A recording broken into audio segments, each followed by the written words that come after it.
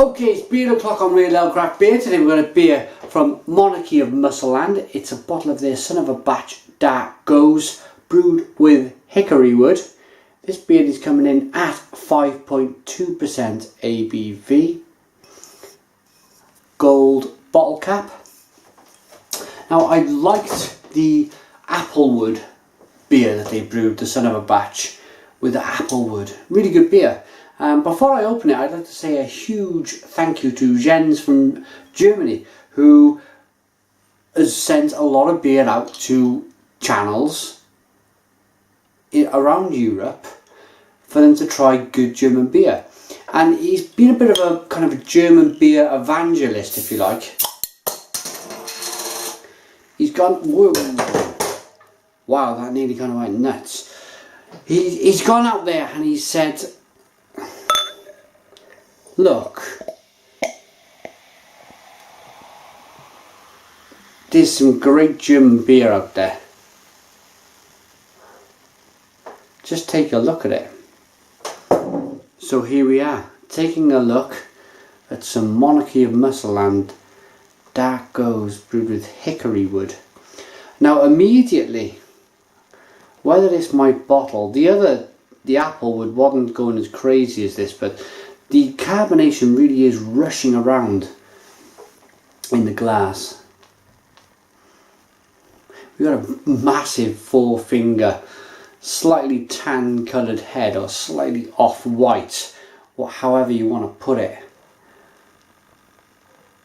There you go. Lovely carbonation. The camera's not quite picking up just how carbonated this beer is. It really is a carbonated brew. And it seems bottle conditioned as well.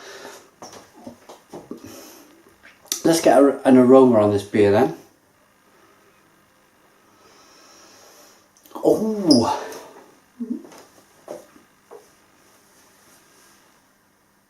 okay, a Gose is a beer where they've added salt to the beer. And where they've added the salt, it's made it quite funky. It almost smells like a saison. It's funky. It's definitely a yeast strain that they use to get this, but with salt, it's an amazing kind of mind-boggling way of brewing beer, if you like. It smells great though. I'm gonna have to dive into this one.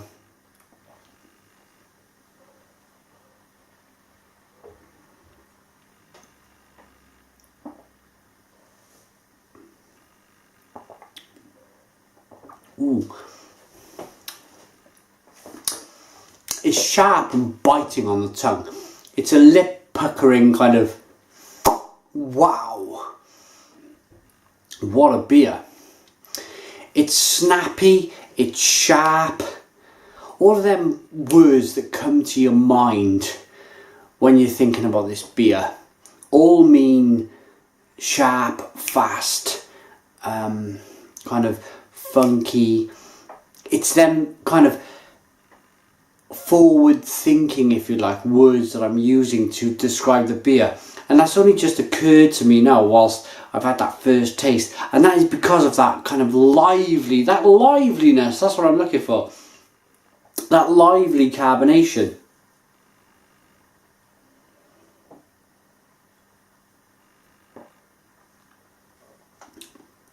The carbonation, although maybe kind of discredited for making mass-produced beers, traditionally, with a bottle-conditioned beer, this is so important.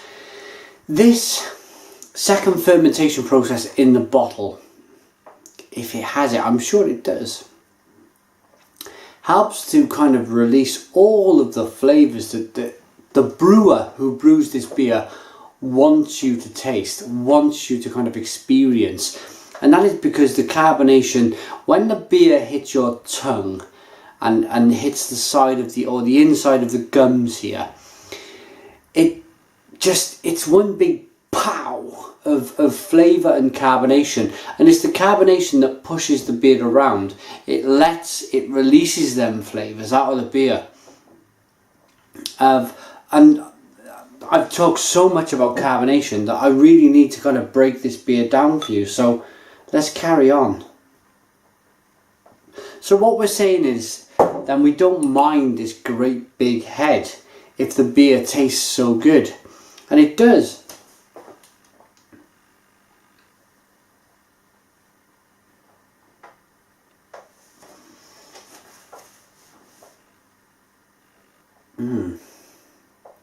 It's so funky.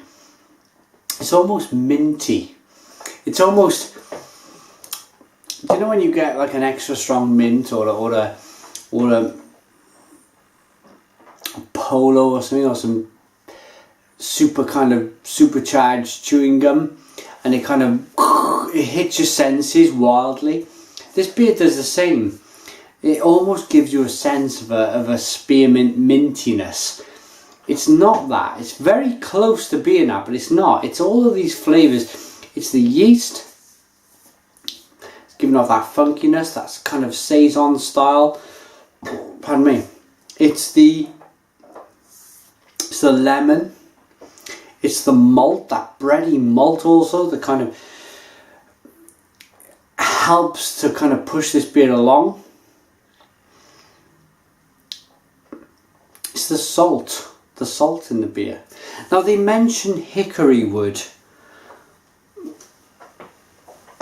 I've never tried I might have had a sausage or something in the past with barbecued on hickory wood, but I'm looking in my mind, or I'm kind of trying to think in my mind, what would hickory wood kind of taste like? I'm sure it's there. I'm sure it's prominent because the apple version of this was very prominent.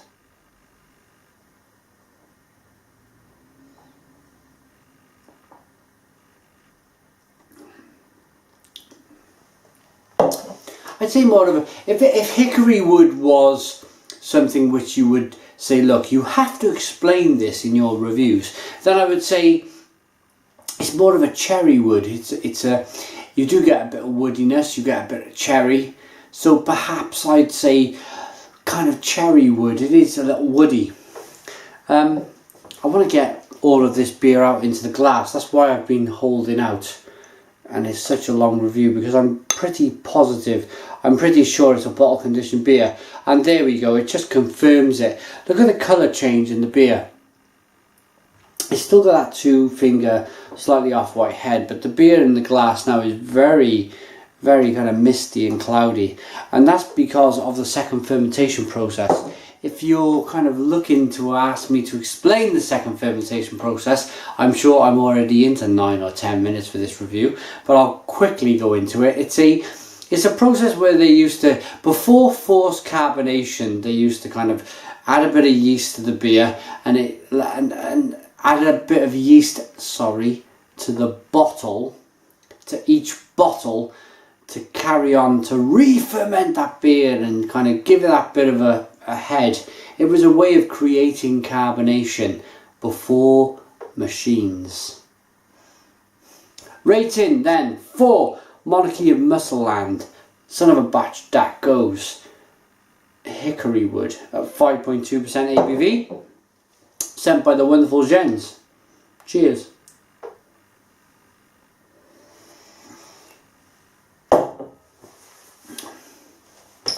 The beer for me, it's tasty, it's funky, it's fresh, it's yeasty, it's malty, it's lovely. I think if I come across this in a pub, it's one of them beers you'd be quite happy, even if it's the first kind of beer you come across in a big range of styles. You'd be happy to stay on this beer all night long. It's lovely. It's a lovely beer. It's funky, it's fresh, it would go with a lot of food. So 9 out of 10. I'm going to give this a 9 out of 10. Thanks for watching Real Ale Craft Beer. Put your comments in the comments box. Subscribe to our daily beer reviews, and cheers!